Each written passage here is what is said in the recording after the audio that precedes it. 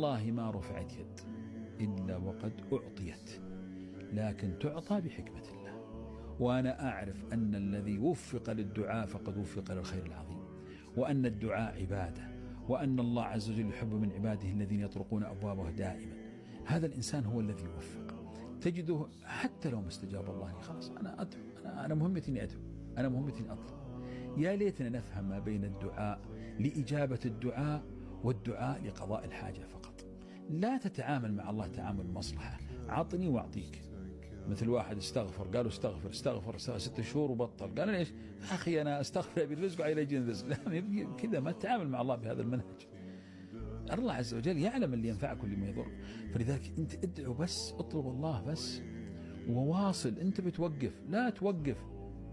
جو الصحابة وقالوا يعني ندعو، وقال ادعوا فإن الله لا يمل حتى تملوا. قالوا نسأل كل شيء، قال اطلبوا كل ما تريدون، اطلب كل شيء. قال يعني أكثر نكثر، قال الله أكثر.